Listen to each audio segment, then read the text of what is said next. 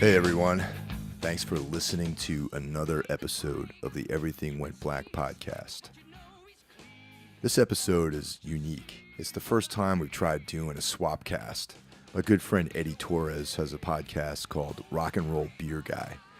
And it's pretty rad, so we both came up with the idea of doing this Swapcast where this episode comes out on both streams. So if you're a fan and listener of Everything Went Black, you get exposed to a brand new podcast from my friend Eddie. If you're a listener of his, then you get exposed to Everything Went Black. So it's a win-win situation for everybody. Before we get rolling, I just want to thank everybody on Patreon who has been sticking with this. The brand new chapter of Lifetime of Gray Skies, the Anodyne Tour Journal audiobook is coming at you. I've been pretty diligent about getting these things done, and actually the whole book should be done in maybe the middle of September. So in a few short weeks, I should have everything done. The final thing will be up on the Everything Went Black Bandcamp page by early October. And if you're Patreon subscribers, by then you'll have the whole thing. And if you're not, you can buy it for $5. And yeah, it's a lot of fun, man. It's cool reading over those old journal entries and realizing how far everything's gone since then. And yeah, I don't know, it's cool. This episode is brought to you by Savage Gold Coffee. That's my coffee brand. New layout coming soon. New Fall Witches Brew limited roast coming out. Actually, it's a blend, so that'll be released in early October. And it's something that we're going to be doing every year for the Halloween season. This will only be available around Halloween in the fall, which is my favorite time of year. So keep your eyes out for that. You can head over to savagegoldcoffee.com. Once again, I'd like to shout out On It, our affiliate sponsor.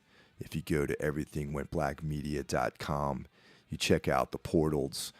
If you're into healthy eating, there's links to all the supplements, food supplements that is, such as MCT oil and all that sort of stuff. If you're into working out, you can purchase sort of odd object workout equipment like battle ropes, kettlebells, clubs, weighted vests, like all that good stuff there as well.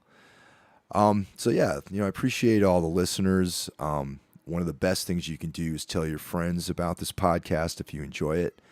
Leave a star rating on iTunes, write a brief review, and that helps everything out.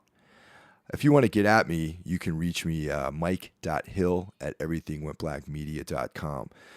I'm trying something new with the solo episodes, Man on the Silver Mountain. It's kind of like a QA scenario. We tried it out in the last episode of that, and it seemed to work out pretty well. So if you have any questions for me regarding the band, regarding any of the things I'm involved with, feel free to hit me via that email address on Facebook or Twitter, or you can leave me a comment or something like that on Instagram. And yeah, I'll answer all questions, even if they're stupid. So there you go. That will be collected and presented in the Man on the Silver Mountain portion of this podcast. Every now and then I do one of those solo episodes, if I can't line up a guest, just in order to keep things out there. I do one of these episodes, answer questions, talk about news items, that kind of thing. And away we go. Dude, so it's good hearing from you, man. Yeah, man, it's been a while. Yeah. It's been a long time. I mean, last time I saw you was in Miami for sure. Yeah. But I'm trying to remember what show it was I showed up to. I think it was Churchill's. Yeah, it was probably 1349 then, so it was like almost 2 years ago at this point. Yeah. It's been 2 years. Shit. That's why I guess I I always associate you with living in Miami. Like I haven't quite settled in with you as a dweller in the Southern California. So. Yeah. It was my life for 20 years, man. The Miami Yeti, according to Andrew. Are you originally from Miami? No, right? No, I'm actually from Jersey. Oh shit! I didn't know that. Wow. Okay. Yeah, I was born in Jersey City, and then at the age of 15, I was forced to move to Miami because situations got a little hairy for my father figure. Okay. He was involved with some bullshit and got arrested, and we all had to move to Miami. And yeah, and then Miami was supposed to be temporary, like a year, maybe 2. Maybe I'll just finish high school. Maybe I'll finish college. Oh, God damn it, I've been here for 20 years. You know, like that was the Yeah. That was the way that worked out. Even though I wanted to get out of there sooner, man. It's just, you know, you get tied up, girlfriends and friends and bands and, you know, all that shit. So. Oh yeah, definitely, man. It's like you just end up getting like, it just seems like sometimes it seems like you're trapped somewhere, and then like you need something drastic to change, you know, to make a change in your life so you can move ahead, you know. Yeah, and it's funny because I've heard that before. Like, you hear it all the time, you know, just fucking do it, make a change, whatever. But it's real, dude. I mean, within a year of me being out here, I've done a lot more productive shit than I was doing in Miami, you know. So what brought you to California? Just a change of pace, or? So the trip actually all happened because my girl got a job at Activision. Okay. And that's been her fantasy, like, you know, her dream, not fantasy. That sounded weird. It was her dream to work in the video game industry because she was working retail at like Hot Topic. She was a manager there for years, and she just wanted out, and they gave her that job offer, and I was like getting pretty close to wanting to move out of there anyway. I was making enough money where, like, I think we could save up and make this happen. You know, we got a lot of help from my uncle and a couple people that really helped us out getting this going. But at the end, it all worked out, you know, and it was perfect. So I had a pretty good resume with what I've done in the beer industry, so I figured I'd get a job right away, which I did. And yeah. So who are you working for out there now in California? Well, right now I'm with Iron Triangle Brewing, which is in the downtown LA area. Uh-huh. And, you know, just doing that thing for now. I'm just starting to get to the point, man, where I've been doing this for so long, like 7 years, I feel like I need to change it. At least I could still be in the beer industry, but I feel like I need to make a change in position. Like, I can't just keep pounding the pavement every day. It's starting to get, you know, wearing on me. Yeah, totally. Now I know you're, you know, your love of metal and rock, hard rock, and all this other stuff, and you know, I know, and obviously your love for good beer. So hence your podcast, which kind of combines both of these aspects of your life into one sort of like expression. So how many episodes do you have up at this point? You got like four or 5 episodes, I think. I'm at 30, man. Oh, Jesus, 30. My God, how the hell did I miss that? I posted about it yesterday. I'm like, God damn, it took me a second. I woke up and I'm looking. I'm like, Jesus, I had 30? Wow. I'm like, what? So I decided to put a little graphic together with everybody's face and like, thank you for 30 episodes. Oh, I man. really did not expect 30 episodes. Because I listened to the one with Liam. I heard the one with Liam, and I only heard a few of them. That one sounded like shit, man. I got to redo that one with Liam. I told him, I'm like, we need to do this again because I fucked up when I was recording that, and his voice was all distorted. So I feel bad about that episode, but I got to redo it. Yeah, it's all learning, man. I mean, geez, honestly, it's like I go back to listening to like some of my old episodes, and I just sound like such a tool. Like, just even the way I talk, it's not even like the technical stuff, and the technical stuff's just shitty too. I mean, you know, the first episode of this podcast was like done at a diner with like one of those Zoom recorders, and like you can hear people talking in the background. You can hear the waiter asking if we want more coffee, like stuff like that. And it was just like, you know, you just don't know what the hell you're going to do until you do it. You know what I mean?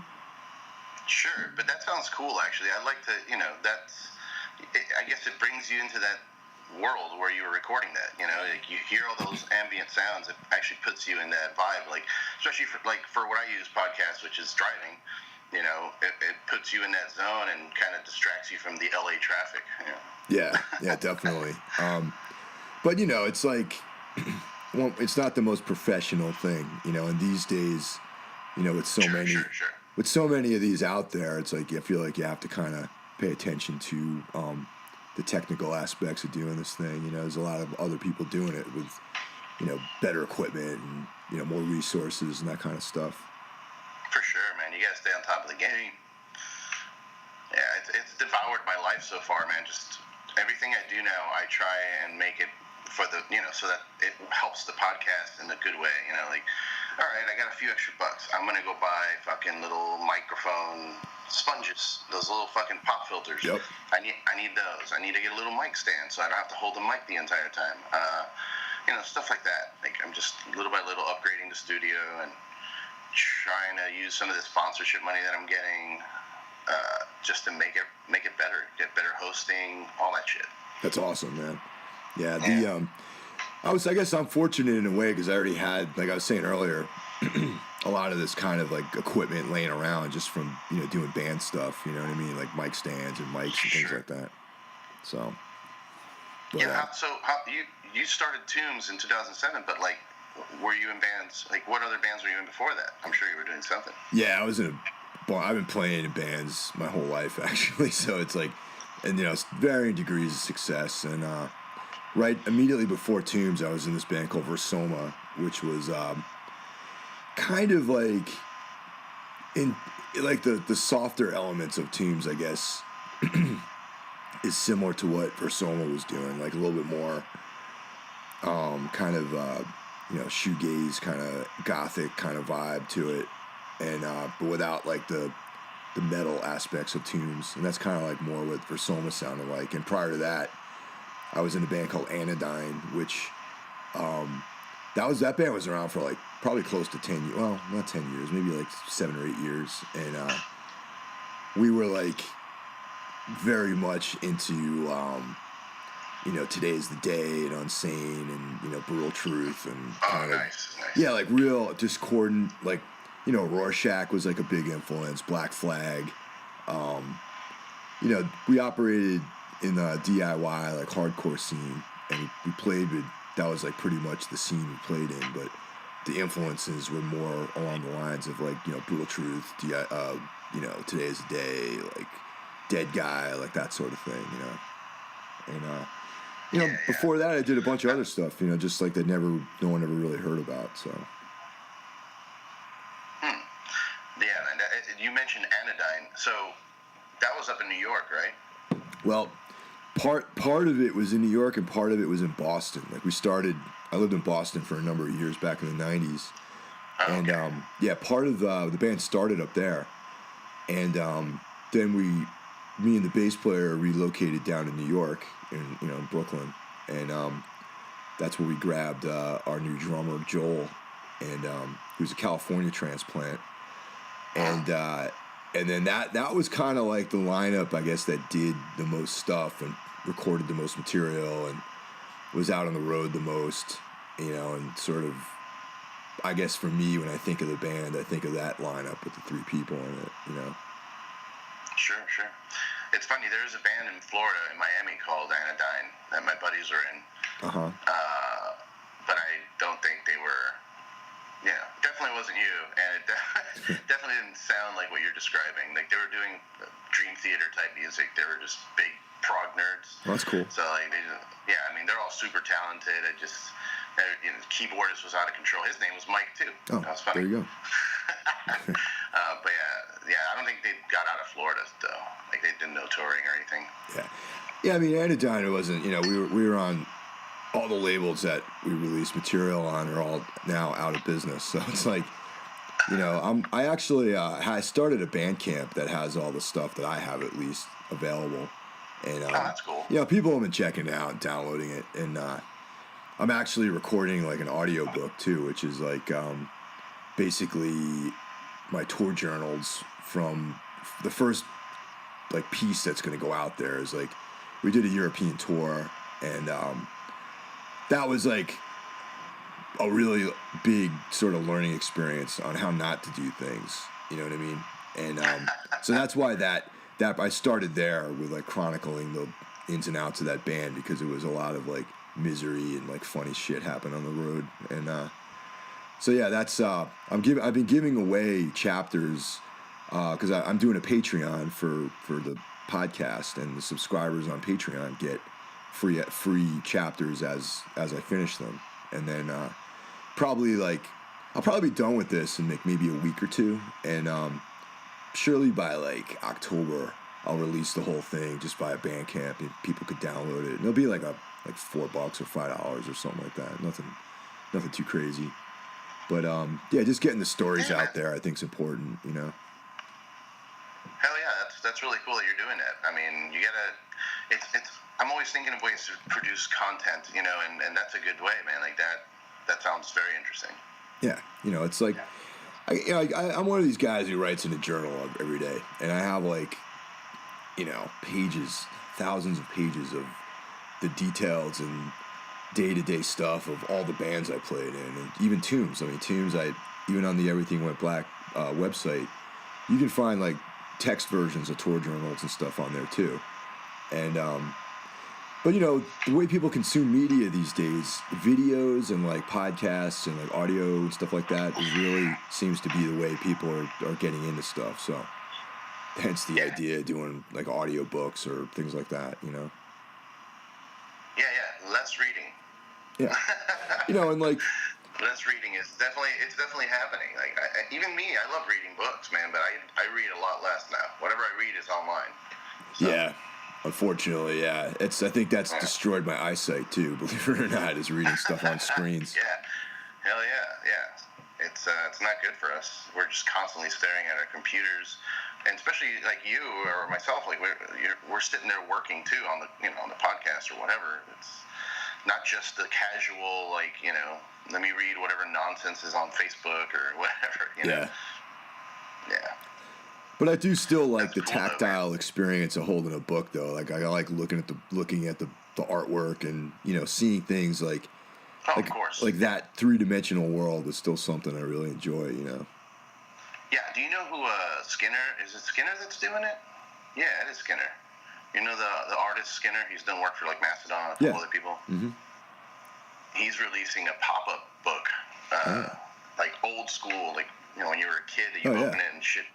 You could pull tabs and stuff like that, but he's doing it for adults. It's like all H.P. Lovecraft, Cthulhu themed, and like, you know, all the different stories from H.P. Lovecraft. And yeah, it's pretty sick. It's on his website, I think. Wow. I almost pre-ordered it, but kind of trying to make sure I have everything else taken care of first. Yeah, dude, tell me about it. It's like I live like a pretty week-to-week existence, so it's like at least for this last year and a half, it's been very like touch and go as far as expenses and finances go. But yeah, sometimes like, you know, luxuries like that have to wait. You know what I mean? Until you got your bills covered before you can go out and buy like cool books and things. You know. For sure, man. I mean, wait, aren't you saying? Are you telling me that being in a band isn't like a lot of money? You're not like filthy rich? I know it's hard to believe that we're not, you know, millionaires off of making, you know, blackened metal or whatever. You know what I mean? Like dark metal or whatever the hell you want to call what we do. You know. But yeah, well, I mean, you also got Savage Gold Coffee. How's that going for you? It's going slow but steady. Let's put it this way. You know what I mean? It's like there's like a lot of really cool stuff going on. Like, but you know, as you know, like starting up any kind of like brand, especially in the food and beverage industry, it takes a long time to like really like establish yourself as not a fly by night. You know what I mean? And yeah, I mean, there's like, I give respect to all the customers out there, man. I mean, I have a lot of very, very loyal customers, and I appreciate that deeply. You know, but to get to the point where it's like comfortable in the profit margins, it really takes a lot of time to develop that. And that's kind of like the difference between like having commitment to something and just looking for like a quick buck, you know what I mean? And for me, it's like, you know, it's been a little bit over 2 years, like 2.5 years I've been doing this, and it's like, that's really nothing compared to like what other companies go through to establish themselves. I mean, you know, a brand I talk about all the time is On It, you know, and they existed for 5-6 years before anyone even knew who the hell they were, man, with their supplements and everything, you know, kind of like So I mean, it takes a while, but you know, like I said, slow and steady. You just got to keep plugging away. You got to keep grinding. You got to keep, you know. You need that Joe Rogan bump. Yeah. Oh yeah. Well, that's you know, you need some guy like Joe Rogan to be like, hey man, check out Savage Gold Coffee, and then you get like 1 million people buy it. Overnight, you have to quit everything else you're doing and make coffee 24/7. Yeah. You know. But that's what I mean, though. It's like, you know, all the little corny expressions, like, you know, luck is like when opportunity and preparation meet. You know, it's like, I kind of live by that, though. You know what I mean? It's like, be prepared, and then when an opportunity arises, you're ready to step it up. And that's kind of like how I've been approaching everything, even the coffee company. It's like, you got to make sure the product is solid. You got to make sure you got your game plan in place, and then when an opportunity arrives, then you can you know, exploit that opportunity. You know, it's like you have to like that's what I mean. That's why the grind is important. You know, you just got to keep like plugging away. Keep working. You got to keep working. I mean, if you keep working, you'll see results, right? I mean, I really hope I'm not just being like, I hope I'm not just eating shit my whole life, and then at the end it's like, yeah, it didn't really work out. Well, I mean.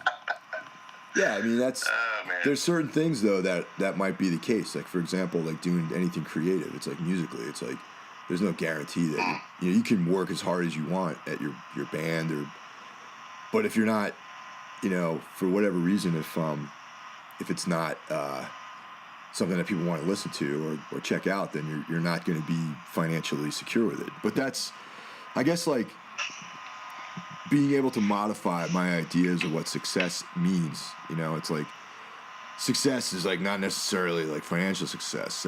Success is more like a creative thing, and when you let go of the idea of it being a financial thing, then that somehow that falls into place in some ways. You know what I mean? It's like with tunes, I never really wanted to pay attention to things like you know, oh yeah, how many records are we selling? Like, you know, does anyone even like the band? Like that kind of stuff. And it's like, that's not to say that I'm not grateful for fans of the band, but it's always been my goal to like write music and create stuff that's like interesting to me.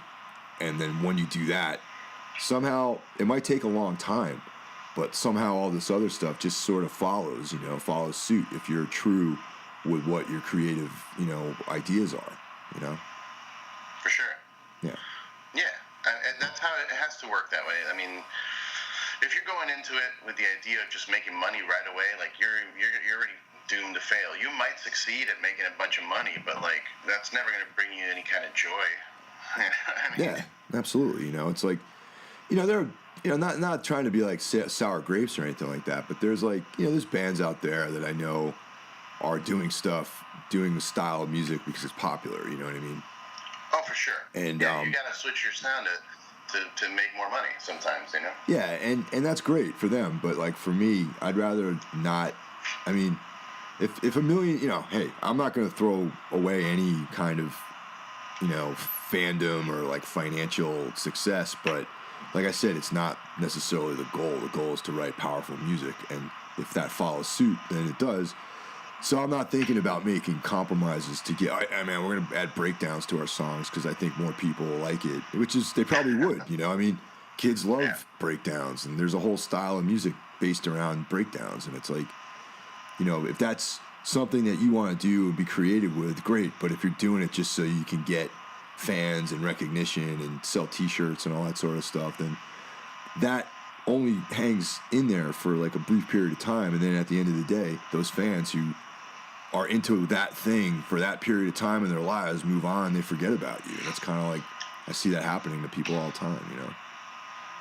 Yeah, for us, like my band, Sever, we ended up writing some of the newer stuff we've been writing. Definitely has a couple parts in there that we threw in because we were like, you know, it would just be fun to just be able to have this blast beat. We've never done blast beats, but you know what? This part of the song's gonna have a blast beat because fuck it. Yeah. And then it's gonna fucking have a little tiny breakdown, but we'll fuck with it time signature wise, just to like, we'll get you to start moshing, and then you'll have to think about it for a few minutes. Oh yeah. Yeah, I mean, there's a breakdown on the Grand Annihilation. I mean, there's like that song Black Sun Horizon. There's a breakdown on that song. But My favorite band when it comes to breakdowns was Burnt by the Sun / River Black. Like, hell yeah. that band, like, they take that style, like that metalcore style, and have just really expanded it and been really creative within that style, which in some ways can be very stifling for some bands, you know. But yeah, they deliver like interesting songs and then these awesome like dance parts, you know what I'm saying? So it's kind of like the best of both worlds with them. Have you heard them? Oh yeah, I think. Have you heard River Black? Like, that's the new Burnt by the Sun band? Hell yeah, dude. Yeah. Dave Woody's a good friend. Yeah. And I'm going to have John on the show at some point. We talked about it, but he's been doing a lot of fishing lately, so. Yeah, John's a brewer, man. He's really into brewing, so yeah, it'd be perfect for you. Yeah. You know, it's funny, going back to the podcast, like, when I started the podcast, I had an idea in mind, and it's completely different now. Like, the show has evolved beyond what I wanted it to be into something I think it's better. I think. Well, at least it's easier for me. What was your initial idea then? Well, the first couple episodes, if you look back, the first two, it's a brewer and a guy in a band. That was going to be the concept moving forward. Like, I always wanted to have one brewer and one musician, you know, and then we can all talk and share the perspective of both worlds, plus me right in the middle because I've been involved with both for so long, you know. And then that was the concept, but it got harder and harder to schedule people together. It's hard enough to get one person on the fucking phone. Oh, yeah. You know, having to get two people on the phone is a pain in the ass. So, like with Liam, we were supposed to do it with Gene from Tired Hands, but Gene had a fucking situation at the brewery, and like I think a tank exploded or something. I don't know. The shit got crazy, and he couldn't make it. And I was like, well, fuck, I'm not gonna miss this opportunity to talk to Liam. So let's just talk, you know. And now I think the show now is like, I'm the rock and roll beer guy, you know, personality of like, I have the beer and the music, and then I just talk to whoever the fuck I want about that. Like, that's cool. Instead of having the you know, I'd like to still have specialists to talk to each other and everything every once in a while if I can, but if not, it's just me talking to people. Fuck it. Yeah, I mean, it's the whole medium is a pretty free form, you know, thing. I mean, you know, even like as far as like just the quote unquote interviews, it's like if you go on to like a more like formal traditional show, you know, the interviews are just like these quick bullet points. But you know, in podcasting, you have like long conversations that have like these tangents, and you go off, and I feel like you get way more information, like more meaningful dialogue through a podcast than you do in a standard interview, you know. So it's for sure, yeah. People are starting to evolve into that too. Like, a lot of people listen to podcasts because they feel invested in the conversation. Like, they connect, I guess, on a certain level. And it's going on in all media. Like, movies are down, but TV shows are up because people want more content of that same thing, you know. Instead of 1 2-hour movie, you've got a 12-hour fucking series of Game of Thrones, you know what I mean? Yeah, I was tripping out on that recently because, like, I never, like, you know, 20 years ago, I never watched TV, man. Like, in the early 90s or whatever, I was just like, I didn't even have a television or a cable thing or anything. I had a TV with a VCR, and I just watched movies. That's it.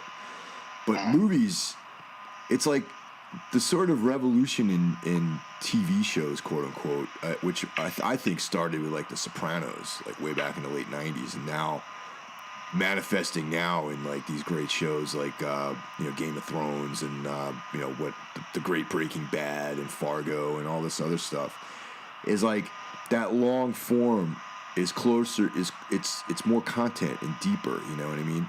And yeah, movies I think are like kind of like this like I watch a lot of shows more than movies, I think, these days.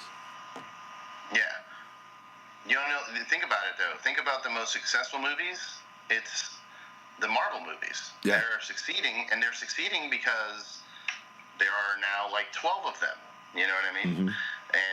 And the other successful things, what, Harry Potter? Well, yeah, there's 7 fucking movies. And the Star Wars, you know, we're at 7 movies or 8 of those movies now, plus all the like additional content that, cartoons and whatever else they're doing. So.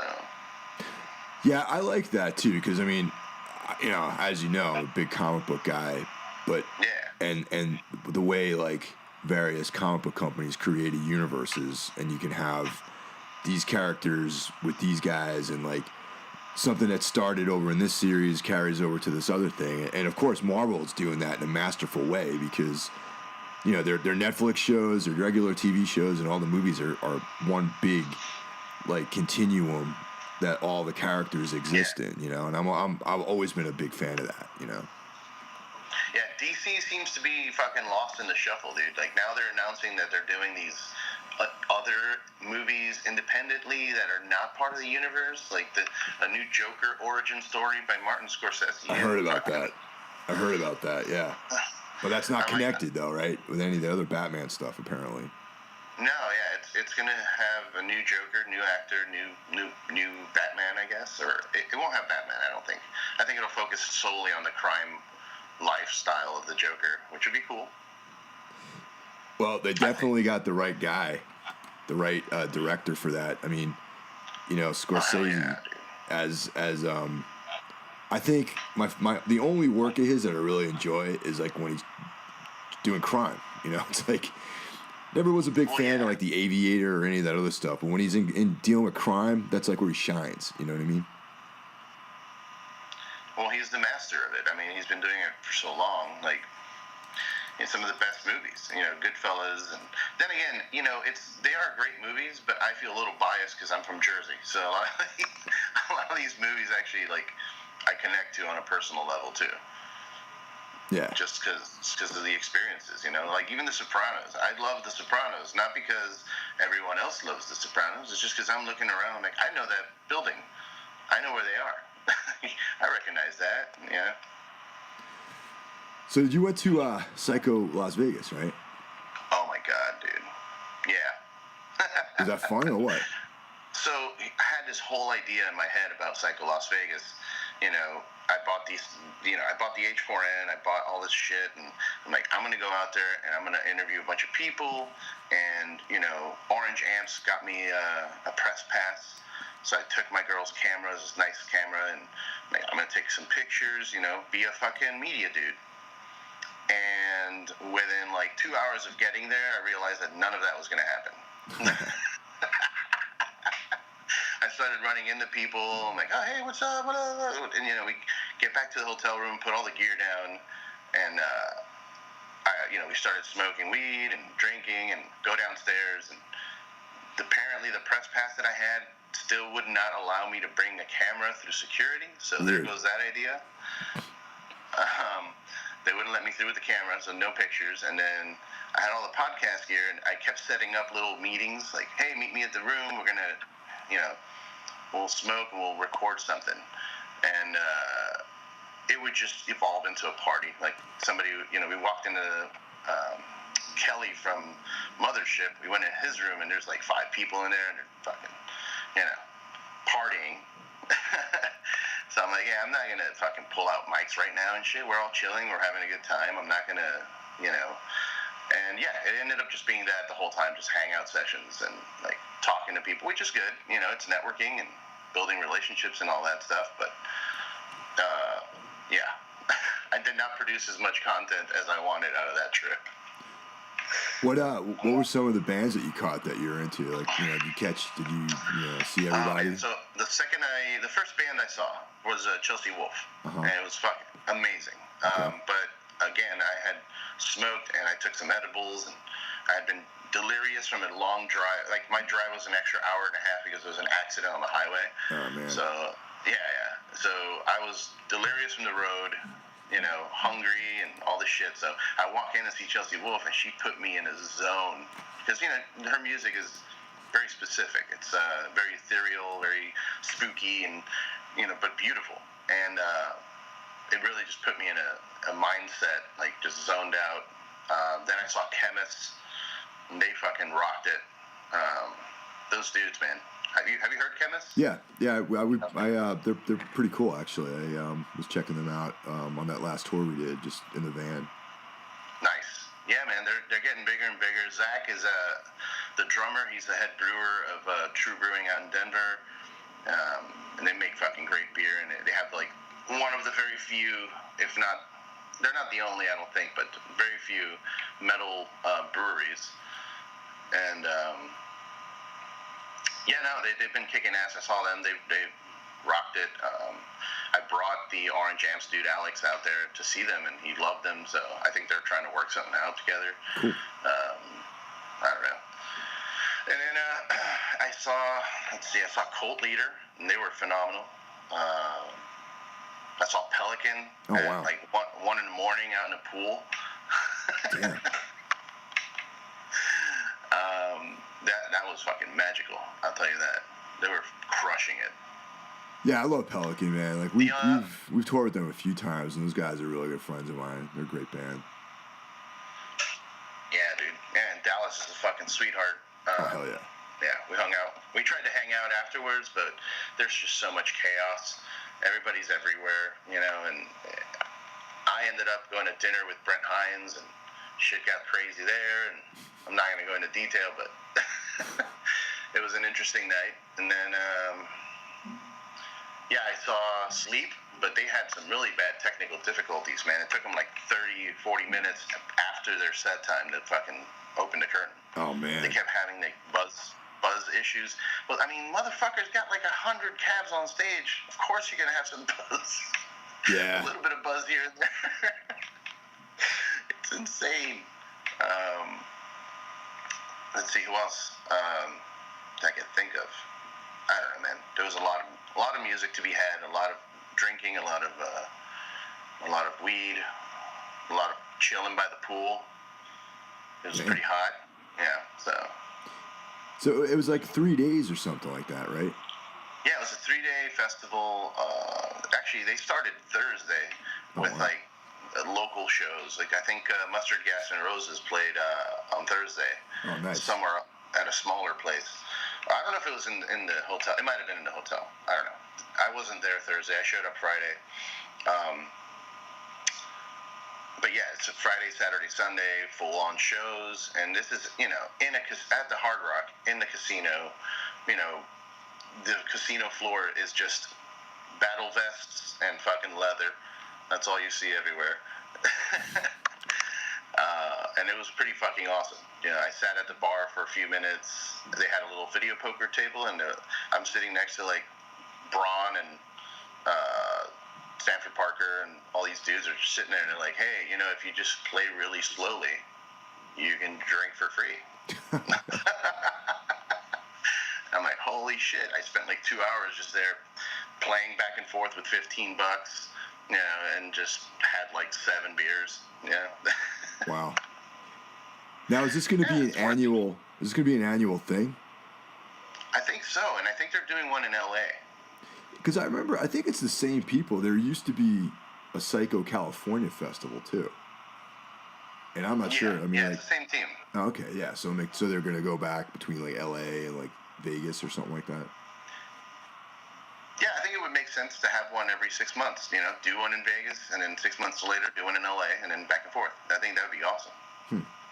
Well, pretty cool. That was a really killer lineup, man. Like, I that was the closest lineup to something you would see in like a European festival. Like every time I look at a European festival lineup, I'm like, motherfucker, it's every band. Yeah. Yeah, it's almost like Roadburn or Hellfest or something like that. Because, like, didn't Alice Cooper play, too? No, Cooper, no. It was King Diamond. King Diamond, that's what it was. Yeah, it was I remember some, legend played, too. Yeah, dude. I only caught, like, glimpses of that, but I was pretty toasty at that point. And it's also walking around all day. We're, back and forth. We ended up walking through the Bellagio and, like, Paris and all that stuff, just completely faded, just walking around, like, people watching, like, what is happening here? Oh, man. Yeah, because Vegas it's funny that it was in Vegas, because it's not really the most, like, metal town, Not at all. But it was super cool to see everybody just roaming around, all these metal dudes, very obvious metal dudes, you know, with the bandanas and the, you know, spiky studded fucking belt and studded bracelets and all that shit. I can't fashion myself as well as these cats. I'm always shorts and a t-shirt. Yeah, that's totally. all you get. I'm the same way, man. I'm not much for, like, you know, outfits, really, you know. I know they help, you know. I know they help certain people and bands that need it, you know, like, some people need it. Some people's personalities aren't that great, so that you have to find another way to bring them in, you know. Like, check out my sweet back patch, and then you talk about that. I talked to this one dude because he had a giant fucking, what's his name? Larry David, I think it was, on his back. Wow. The back patch. I'm like, okay, you're fucking hilarious. Come here. A Larry David back patch. That's pretty unique, man. Yeah, I saw that at a summer slaughter. I was like, hell yeah, look at this guy. Oh, dude. Are you talk to me about the McGregor-Mayweather fight, by the way. Dude. When you get it. Yeah. I watched it the next day on YouTube because I wasn't about to, like, throw away my money on the fight, really. But, yeah, actually, the night of the fight, I was in Sayreville, New Jersey, watching Silvertune play, who's it's the new Typo Negative band, and two of our friends, Joe and Henry, play in the band, and it's Kenny and Johnny from Typo Negative. It's their new thing. It was their very first show, and they played at Starland Ballroom in Sayreville, Jersey.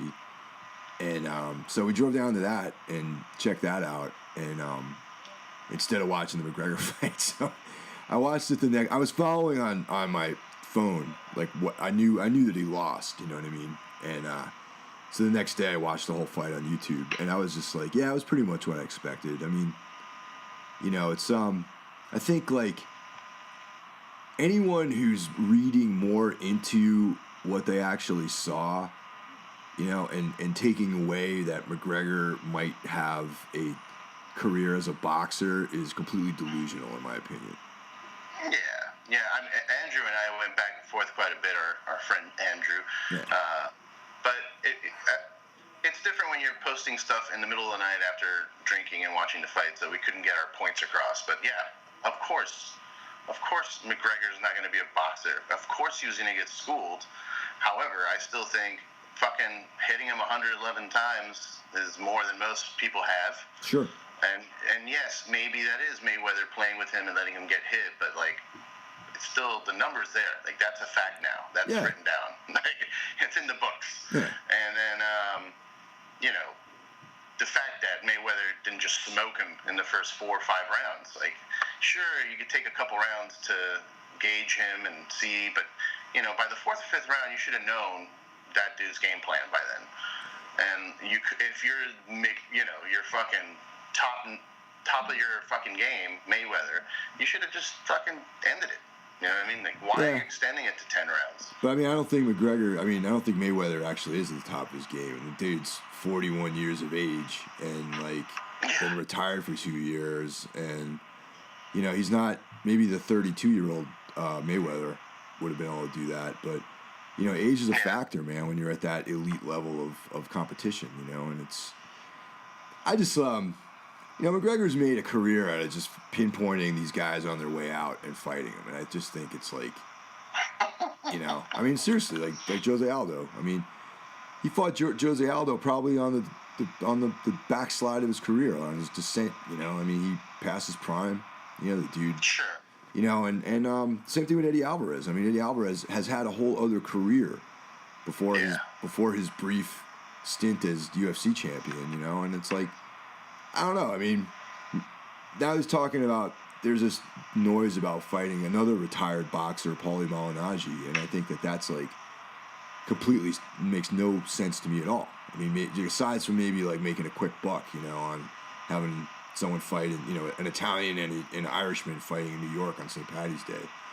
You know, it's fucking silly. Jesus Christ. Okay, that does sound like money, though. It sounds like money, but it's like, it's not like part of the competitive environment that I really enjoy about combat sports. You know what I mean? It's more of a spectacle. For sure. So yeah, I don't know. I just that's what McGregor is though, and it has been from the beginning. Like that's Uncle Dana's pet project of having a WWE superstar in the UFC, basically. right. You know, but he's entertaining, and I'm one of those guys that I watch WWE. I don't give a fuck. I know it's not real, but people still get hurt. Sure. No, I mean I give my respect to those guys for their athleticism, but I never was a fan of pro wrestling, like that style of pro wrestling.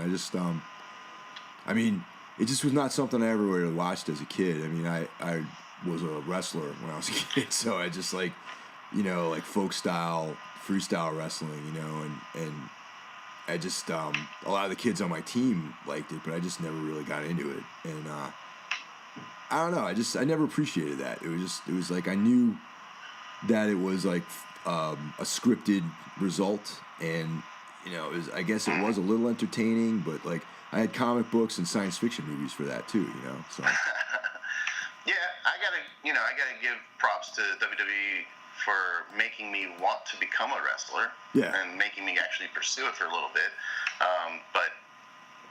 But yeah, I mean, it's something you have to watch when you're a kid. If you didn't watch it when you were a kid, watching it as an adult is going to be a very difficult task. Oh yeah, you know? Big time. Yeah.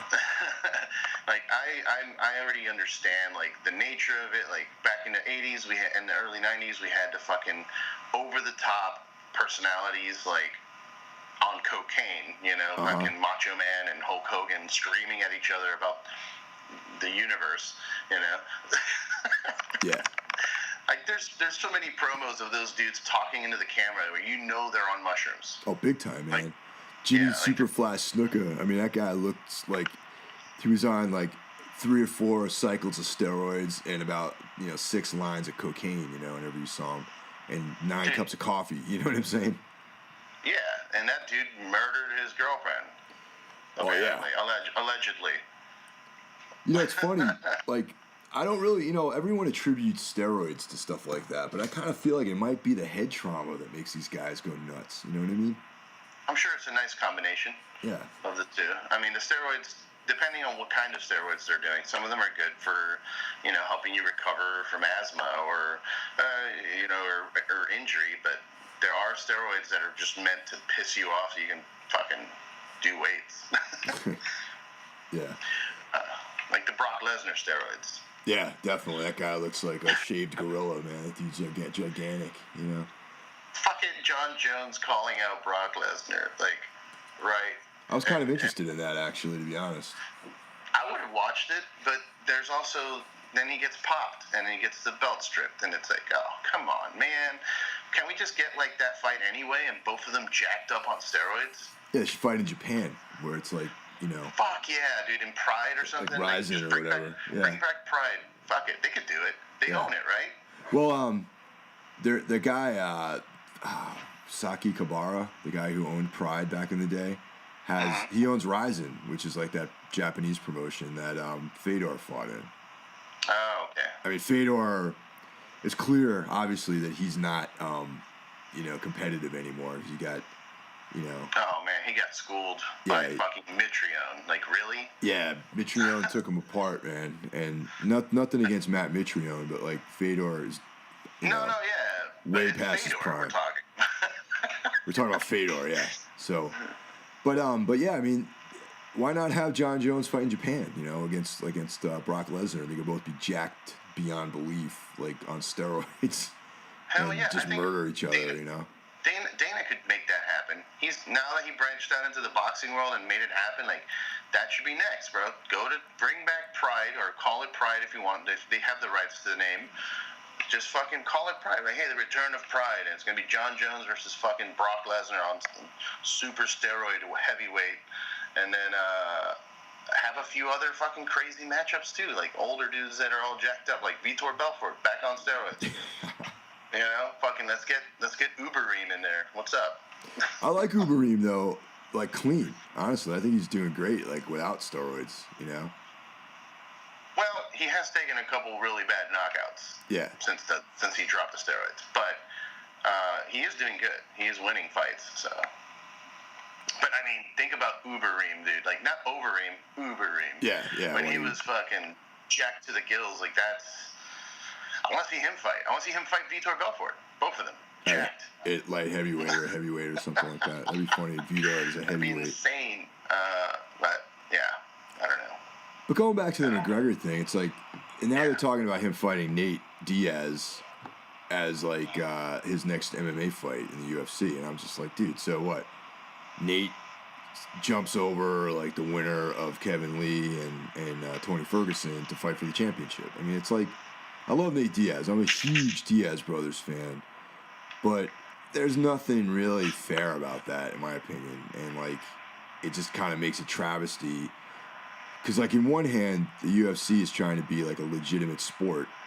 You know, be, like, pro level. NFL or MLB or NFL, UFC, yeah. And then on the other hand, they're doing these, like, sort of, like, sensational events, which I think are, like, working against them being taken seriously. You know, and that's, like, you can't really have it both ways, I think, you know. So why not have... You gotta leave some of that shit to Bellator, you know. Bellator likes to put on those fucking ridiculous fights of old retired fighters.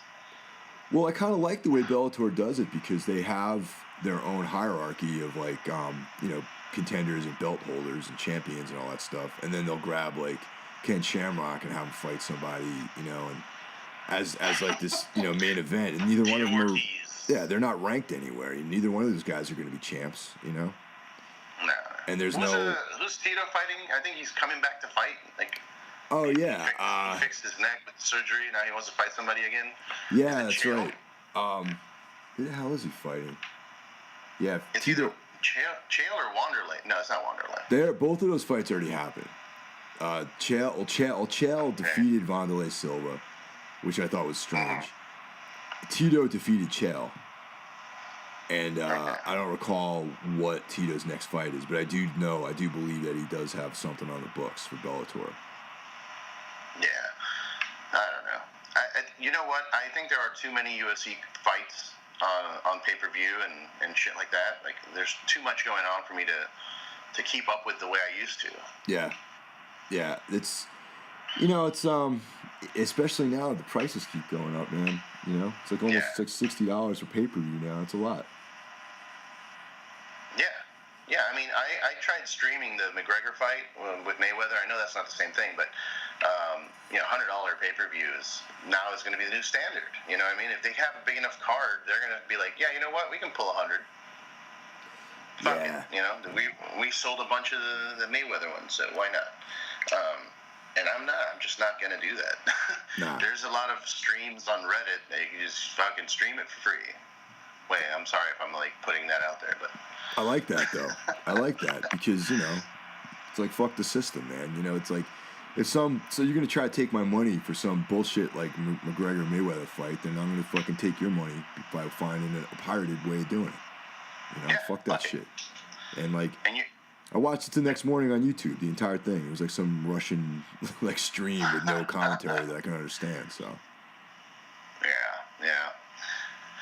Oh man, yeah. It's you know it. I see a bunch of people doing other shit too. Like on my Facebook feed, there's always dudes touting about this fucking Dragon box, where it's like a cable box that you can watch everything for free. Apparently. Oh, I heard about that. Yeah, there's But like. There's a couple of those types of boxes floating out there. Yeah. Like, that was big business for the fight, because, you know, you go around selling those and be like, hey, yeah, it's $25 more than the fight, but you also get HBO, and you get Netflix, and you get this and that. And it's like, oh, shit. You get the NFL Sunday ticket and all that shit, you know? Down in the studio, at Rutan Studio, he's got this Thor stream or some shit like that. It's like some box that he bought off of Amazon that's like connected to some stream from like the Czech Republic or something like that, and you get like movies that are in the theater. Jesus Christ! And I'm like, he's like, oh yeah, it's legal. It's like from some like overseas like connection or something. I'm like, all right, that sounds cool. It's not legal. I mean, I don't know. I mean, it's still not legal, but they can't do anything to you because you're not hosting it, you're not providing it, you're just watching it, and it's there. So they can't really take you to jail or fine you or anything, but it's still illegal. Well, you know, people have been stealing music for fucking decades now. Yeah, so yeah. for me, I'm just like, I'm not gonna cry like for Dana White and WME if they lose a few $100,000 from pay-per-view. It's like, you know, no one gave a shit about music. It's like, oh, well, people, you know, it's file sharing, or like, you know, everyone's entitled to free music, and it's just like, well, you're kind of not, because now you've taken away a complete source of income for people out there that are trying to actually do what they want to do, you know, professionally. And yeah, I don't give a fuck about streaming shit, man. I'll stream whatever, you know. I don't care. You know, I'll pay for pay-per-views too, man. But it's like, I'm not going to pay $100 to see Conor McGregor and Floyd Mayweather fight, especially knowing what I knew the end. I knew I was going to end. I knew it was going to end exactly the way it did, you know. I don't want to give either one of those guys my dollars, you know. Yeah. No, I hear you. I didn't expect there to be a different ending to that fight. I was just surprised what he actually pulled off. And then I see all these conspiracy videos online now about him pulling his punches or some shit and it being all rigged. I'm like, well, that wouldn't shock me either, man. It's fucking boxing. It's been rigged for years. You know, my household, my uncle and my grandfather and all those people used to be into boxing, like, and that was my life growing up. And then it became like a fucking, it was awful. Like, I lost interest after, like, I don't even know, I guess Mike Tyson era. After that, I was just done. I mean, I would watch fights here and there, but UFC took over my life at that point, I think. Yeah, I mean, I like boxing. I wouldn't say that I'm like, you know, the best, most knowledgeable person about boxing, but I enjoy it. And I mean, I just enjoy like combat sports, you know, and I just think that, but I'm not a boxing guy, you know what I mean? There's some people who are all about it, and I definitely am not one of those people who defends boxing as like the end all of fighting, because I know for a fact it's not, you know what I mean? But it's a sport, and that's the thing. It's like when you watch a boxing match, you're not really watching a fight. You're watching a system that has agreed upon rules and regulations, and these two combatants are operating within this system, and that's why it is what it is. You know, that's why a guy like Floyd Mayweather can operate that system better than pretty much anyone else out there. You know? Yeah. And yeah. You know, and there's something very, very impressive about that. You know, it's like, yeah, it's not a fight. A fight has got every technique you can think of, you know, to use, and boxing is just guys throwing punches, you know, and moving. Yeah, or avoiding shots or doing feints and stuff. I don't know. Yeah. But yeah. I mean, I've honestly, it's been weird, man. The last couple of years, I've actually gotten back into pro wrestling. I watched it as a kid, and then my entire 20s, it was not it was not a part of my life at all. But now there's like an interesting thing going on where there's this Japanese New Japan Pro Wrestling that they're fucking hitting the fuck out of each other. Like, there's a dude who apparently can no longer wrestle because he took a headbutt that he crushed his skull in or some shit. Yeah. Like, it's insane. And that is super entertaining to me because I have no attachments to whoever wins or loses because I don't know the characters or anything. There's just two dudes going out there and smacking and kicking each other in the face really, really hard. So I was like, all right, that's cool. And then the WWE aspect of it, they have become more knowledgeable.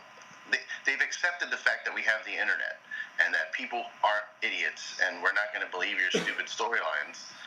So, and not only that, but there's like dirt sheets and people that are leaking information about what they plan to do with the storyline. Oh, right. Yeah. But they're aware of it now, and they're starting to play on that and fucking trick people. Like, you think this guy's gonna win, but no, we switched it up, so it's less predictable, and that's actually kind of entertaining me now because I'm like, all right, it's entertainment. Just take it as that. And it's still dudes getting hurt. Like, not that I like to see people get hurt, but it's just it's you know, people flying around, athleticism, you know, There's some crazy maneuvers. The Japanese, the New Japan Pro Wrestling, they do some crazy athletics, man. Flying around, flipping, and kicking each other in awkward positions, and I don't know. I believe me, I appreciate it. It's just, it's not something that I got into ever really. And I mean, I give my respect to those guys for being great athletes and the grinds. I mean, those dudes have a lot of shows every year. It's like a pretty tough schedule. They're working hard, dude. It's just that. Maybe someday the New Japan stuff sounds interesting. Maybe I should check that out or something. Yeah, you talked to Josh Barnett on your podcast, right? Yeah, he's done both fight shoots and works as in pro wrestling, like back in the early part of his career. So he knows all about New Japan and all this other stuff. Yeah. Yeah, dude. He does the the commentating, but in English for the New Japan stuff, and he actually talking to him is what got me back into like New Japan. I'm like, you know what? I'm gonna watch all these old videos. They're awesome, dude. There's some really crazy people out there. Where can you find those? Are they like on YouTube? There's a lot of them on YouTube or Daily Motion. Okay. Daily Motion has a bunch. But yeah, and like Kenny Omega is one of the newer guys, one of the newer names. If you want to see like a really hard hitting match, it's Kenny Omega and Okada, and they did 3 fights, but I think the third one's the craziest. So you can just watch the third one and you'll be fine. And then if you like that, then you can go back and watch the other ones. Yeah. Huh. Kenny Omega. That's an awesome name. Yeah. It's like it's funny to see because most of their wrestlers are Japanese, and then you see Kenny Omega is like, he's got his crew of like Americans that are out there trying to make a scene, And they're popular. They're hugely popular. They're different, for them. It's like we've seen all of our countrymen fight. Like now this is interesting. Like we've got dynamics, Wow. I think I'll check that out. I know Josh does the commentary on it, and that was something that got me interested in it because he's awesome, man. Like he's like smart guy, really cool, very knowledgeable about all aspects of this stuff. You know what I mean? So yeah, that's definitely a big draw for me. Yeah, man, he loves comic books. He loves metal. I mean, like that's a good brother. Hell yeah, man, definitely. Oh man, do you? I wrote down here. I think the government is making humans. I don't know why I wrote that. You think the government's making humans? Yeah. As I see a lot of doppelgangers, man. I see a lot of people tag me in pictures. They're like, "Oh, dude, look, I saw you here," and I'm like, "Well, I'm in California, so that's not me at all." But I don't know, man. Are they making more humans, like duplicates? I just think that there's like only a certain number of looks that people have in the human race, and like somewhere along the line, there's some like there's some doubles. You know what I mean? Yeah, I definitely have a very generic look. I've been trying to figure out how to fix that, but like the bald, bearded, glasses wearing, metal dude is very common. Yeah, but there's even like people that you see that look like famous people, and you're like, oh, well, that's, Yeah, a lot of them work in the porn industry. Yeah, there's like that's the discount version of this particular actor or whatever that they got. You know what I mean? And it's the like discount version. Yeah, the Payless Shoes version.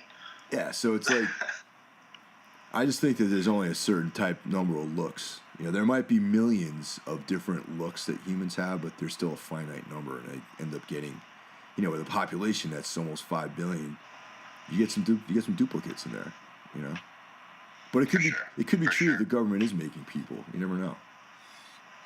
Dude, I need to learn how to do that. I want to be Dr. Manhattan and just kind of be able to do a bunch of shit at once. Because my mind wants to do all those things. I got to record a podcast, but I got to go do this, and I want to go over here, and I want to go to that show and this show.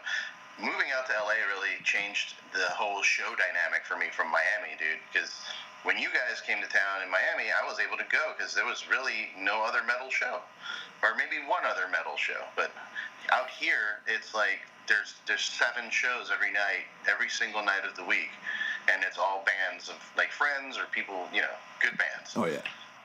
And it's rough. Well, also Miami, it's like a long trek to get all the way down to Miami and then go all the way back. You know what I mean? It's like Yeah, that's why there's never any shows down there. Like a lot of the tours skip Miami because it's just not worth it sometimes. And then you get down there and there isn't a huge metal following in Miami, and there's a good amount, but the more obscure your genre gets, the less people are going to show up to your show. Yeah. And there's nothing worse than driving 8 hours to Churchill's to play in front of 5 people. Like that's a rough, situation for anyone. Yeah, that's what I mean. Then also Florida in general is pretty rough, like touring through anyway. The other cities aren't really that much better. It's like, Tampa's okay. Yeah, that's true. I can't think of any other places that we've actually done well in, as far as besides maybe Tampa and maybe Orlando. Orlando had a Orlando is metal okay. scene for a bit. Yeah, Orlando is okay. Like Gainesville's like shot for us. That's not so great. Gainesville's shot for everyone, dude.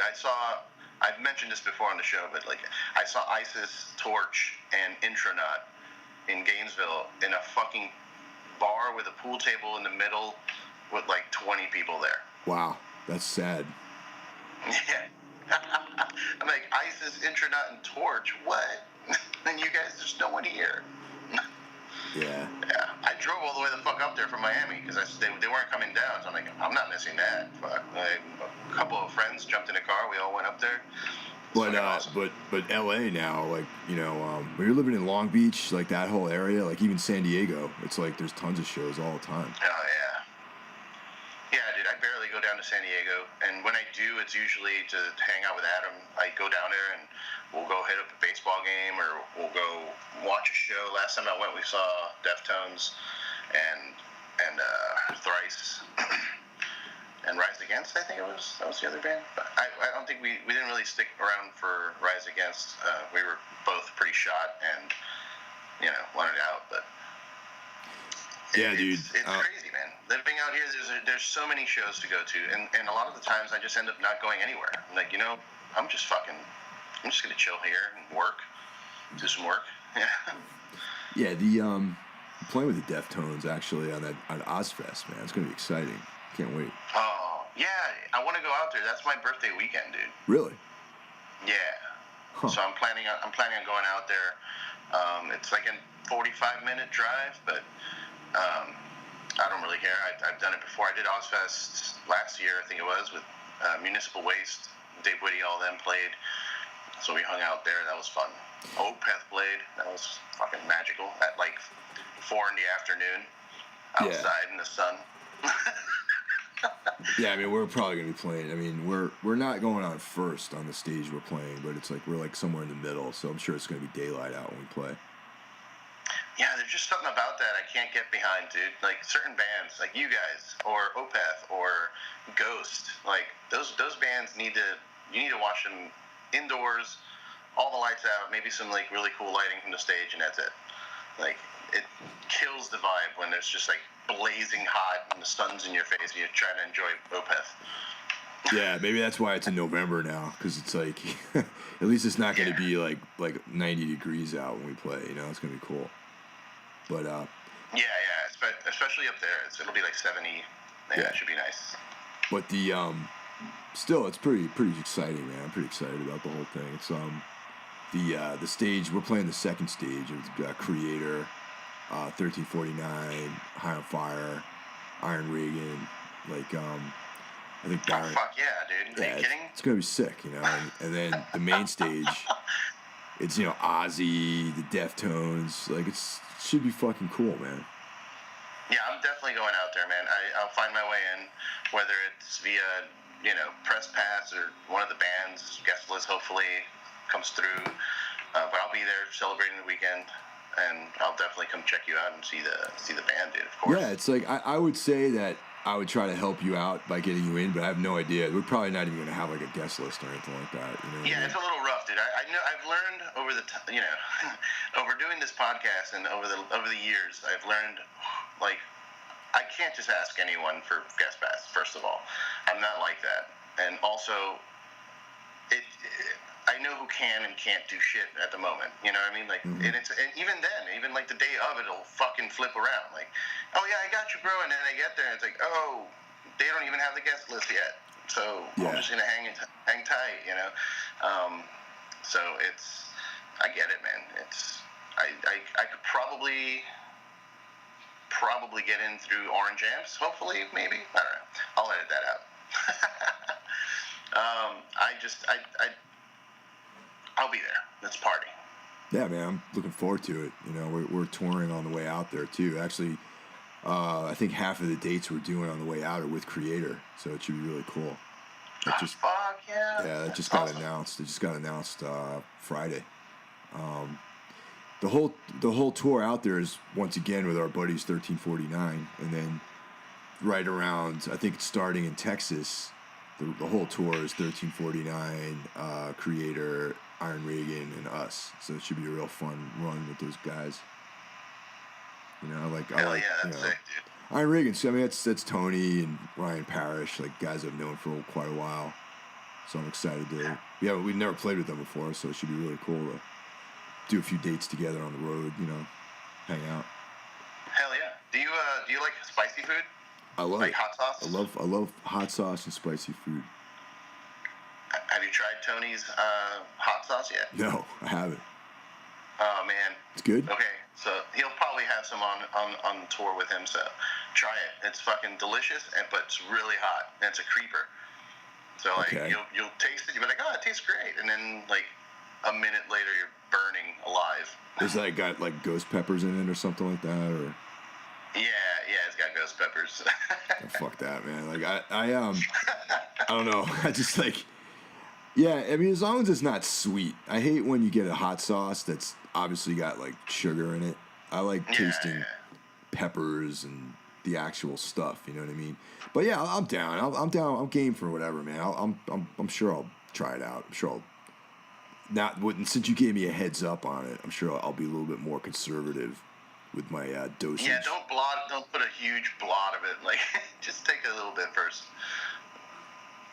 It's tasty, I'll tell you. This had that peppery, garlicky thing going on, but it's also super hot. All right, cool. Well, that's good. I'm glad. You know, I can see myself being like, oh yeah, man, and just like dousing something with it and just like not having such a great time afterwards. Yeah. Hell yeah. Oh, what time is it? 12:10? Yeah, you got to head out to the Comic-Con, right? I do. I got to go do some coverage there, hopefully, they gave me a press pass and go talk to some people. I went yesterday, actually, and booked an interview with, not an interview, but a podcast. But when it's someone I don't really know well, then it becomes an interview, kind of, because I have to go look up information and ask them pertinent questions. But this dude, Ryan, I'm not going to butcher his last name, but it's Ryan, starts with an M. I think it's Miner or something, but it's a German last name. He's the visual director for the Marvel Cinematic Universe. Oh, wow. Damn. Yeah, he was just chilling there. And he was at his booth just selling posters. And I'm like, what the fuck? And I talked to him for a minute. I'm like, hey, man, you down to do a podcast? He's like, yeah. So I'm going to try and get that into books. The guy had the new Thanos from the movie with the Infinity Gauntlet. Uh-huh. He made the posters for Comic-Con and for D23 of him, holding it up like the original cover from the comic books. Right. But with Josh Brolin in it, and I bought one of those. I could not buy it. It's pretty sweet. I love Thanos, man. That's like my favorite character. I'm just stoked to bring him to screen. Like, it's just, all right, let's see you. Don't fuck it up. That's all I'm asking. Now Thanos is pretty tight, man. I'm a fan of that villain. Like that whole storyline is really cool. So.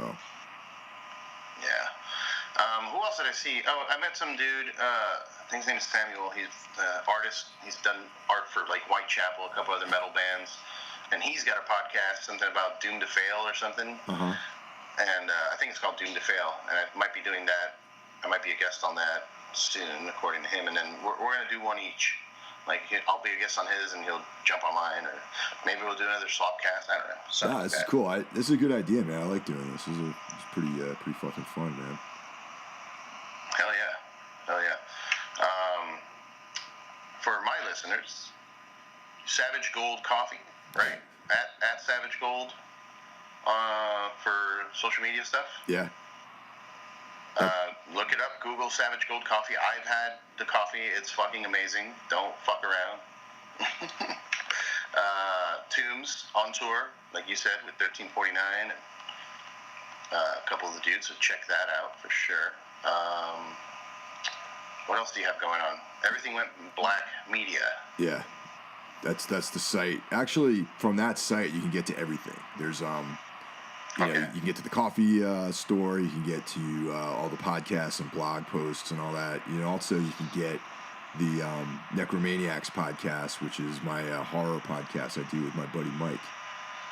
And that one's still like kind of in the beginning stages. Like I got maybe 20 some odd episodes up, and we try to.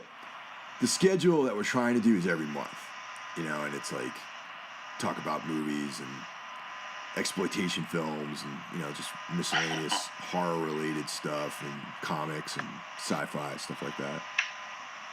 It's fun. It's like a fun podcast, you know. Not everything on Everything Went Black is fun. And stuff. Yeah. Not everything on Everything Went Black is fun sometimes, but it's interesting at least. I try to make it interesting, you know. For sure. I enjoy when you have Andrew on. You guys talk about fights. It's fun. Yeah, you know. And for the Everything Went Black listeners, it's the Rock and Roll Beer Guy podcast. And are you on iTunes and Mixcloud and all that sort of stuff, or? Yeah. I'm on. I host through Libsyn, so they post it everywhere. We got Google Play and iTunes, Stitcher, all that stuff. Rock and Roll is, you know, tradition. I just rock, the letter N, roll, beer guy, all one word. You go to rockandrollbeerguy.com. I make little posts about each episode. Sometimes I drop little, like, I did a set list once. It was like an hour of music from all the guests that I've had so far. And then I want to do more of that. Like, I'm going to start, you know, I'll grab, like, Liam. I'll be like, hey, dude, give me 15 songs that you really, really like, and I'll put them together and just drop them on people so they have music to listen to. You know, kind of like my own version of the Spotify Discover playlist or something, you know? How do you do that? Do you do that with like SoundCloud or something like that, or? No, I put it together on Pro Tools. I just get all the songs, put them together as one long track, and then I'll record a little intro of me talking shit and do like the ad reads and stuff, and put it up and just upload it to Libsyn. And I haven't got any cease and desist, so fuck it. That's cool. Yeah. I actually I put a couple of playlists up. I do that infrequently, but it's on the Mixcloud of because I have this podcast also is on Mixcloud, which is kind of like a DJ platform, but a lot of podcasts are on there too. And I'll do a playlist for a season or just have a guest do one occasionally. Those are fun to do, man. I like those. Yeah, man, it's all about spreading music, you know, like whatever I'm listening to at the time. Like, I'd love. In the beginning, I was doing a lot of local bands. I was adding them to the episodes so, you know, people can check them out. Fuck it, you know, just help out independent artists that aren't, you know, you may not know about, you know, but you might enjoy. Yeah, and I've been doing like album reviews too, just trying to do stuff, man. I've been trying to figure out like what people care about. You know, I did a Dead Cross record because they sent me a copy of it early, and you just put that out there. I'm going to start maybe doing more live videos, doing live interviews with live videos on like Instagram live feed or something. I'm just trying to get people involved because I feel like I'm getting really good guests, but, you know, it's taking its time to build the audience, you know? Yeah. Well, you know, that's the thing, you know, is grabbing people's attention and doing it with regularity. And I think that, like, you know, just like everything else, it's like regularity, you know, and having like being committed to continue doing it and being disciplined about your schedule when you get things out. And that's probably the most important thing with any of this stuff, really, you know. Hell yeah. I mean, that's something I put myself in that position. I was like, look, after the first few episodes, I was doing one a month. And I'm like, you know what? I have enough where I can do one a week, and I'm going to do it every Tuesday. And I'm going to do it every Tuesday at like 9 in the morning here Pacific time, because that's lunchtime for a lot of people on the East Coast, and a lot of people are driving to work in the morning. So I I just set that schedule myself and just try and do it every Tuesday at 9 because it sets a goal and it makes you, it drives you to actually try and achieve it. I agree. I'm all for goal setting, and even if I don't have a guest, like I started doing that Man on the Silver Mountain podcast, which is like basically if I can't line up a guest, I just do a podcast on myself, just like talking about a variety. I make a list of shit I want to talk about. You know, there's always news things going on inside the Tombs camp and like stuff going on and creative things or current events or stuff like that, or even just, you know, popular culture things. And I just try to, just so that there's something out there for people to get into like on a regular basis. And it's like just making that commitment, I guess, is like, you know, probably one of the most important things. Yeah, I've been thinking about doing that, like Q&A, like have people submit questions and I'll answer some questions and do a solo cast or something. But yeah. I just haven't been able. I mean, I've been fortunate enough to have enough guests. I took a 1 week break recently for the Psycho Las Vegas thing. I had to take a break. I was just burnt out. I couldn't do editing. I couldn't do anything when I got back. So, just consistency and trying to put the work out and try and do more work. I think that's the key to do anything in any industry, anything you're trying to do, whatever idea it is. Like, you want to be a writer, fucking write every single day of your life. You got to write something every day. And if you schedule it, it's even better. Set an alarm on your phone. Like, hey, it's 2 o'clock, I got to write. And just fucking sit there and write shit. That's the formula. I mean, you talk to anyone who's successful at anything, that's the formula that they use is just keep doing it. Simple. Keep fucking doing it. It's simple, deceptively simple, yet so many people, including myself, fall prey to procrastination. But, you know, that's the struggle. Yeah. I mean, it's not, nobody said it's easy in terms of, you know, keeping your shit together. That's hard, but the concept is easy. You just do it. Just fucking do it. It's a super easy concept. But yeah, the struggle comes from pushing yourself to actually get out of the couch, go, you know, splash some water on your face and go make some shit happen. Otherwise, it's not going to be handed to you. If it hasn't already been handed to you, like, you know, if you're born in a wealthy family or, you know, your last name is Trump or something, then, you know, you actually have to get up and go to work. It's not going to be handed to you. So, yeah, that's all I have to say about that. well, fucking A, man. And, you know, thanks everyone for listening. And, you know, have a great time today at Comic-Con. And, you know, I'll see you. Thanks, man. Yeah, thanks for doing this. Thanks for, you know, doing the Swapcast thing. This is a new idea for me. I've not tried, and I like it. I hope people like it. If you like it, fucking say some shit. Comment. Tell us that this was a good idea, or that it was a terrible idea. All right, man. So yeah, I'll see you sooner than later, man. Because like I said, we're out on the West Coast every few months, it seems, and we're in LA all the time, and I probably will be going out there on my own for some business with ESP this month, maybe. So yeah, maybe you know we'll get a chance to hang out without the schedule of a show or a set to play or something like that, you know. Right. That's always key, because that's, you know, I hate bugging people when they have some shit going on. Like, you know, I want to talk to you and everything, but do your thing. And I get it. It's business, you know, and I'd rather hang out outside of a show for sure. But yeah, hit me up when you're in town, and you know, you either that or I'll be at the next Tomb show for sure. Right on, bro. All right, man. Take care. All right. I'll talk to you later.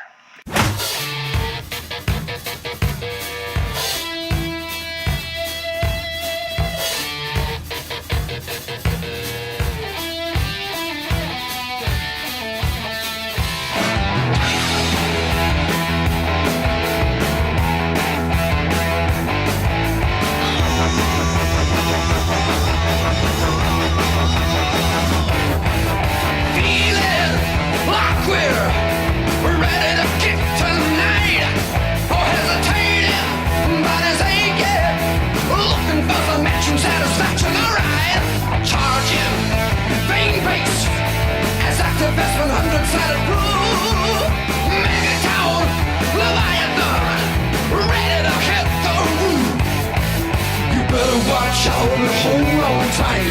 hit your way like dynamite. Delivering the goods. Delivering the goods. Shake down, rockin' boys. Crack that whip, strap me. Ball straight, airwaves. Vitalizing every place within. Stealing your hearts all across the land. Hot blood, doing good. We're gonna load you with our brand. You better watch out and hold on tight.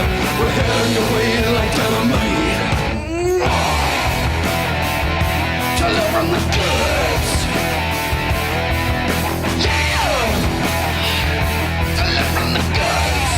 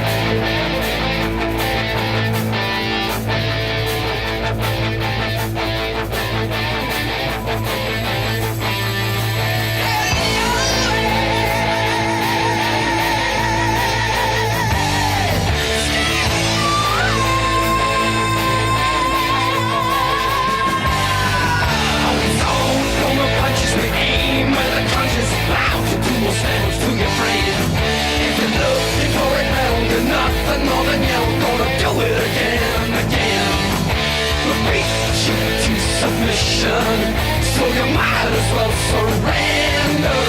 You gotta learn your lesson.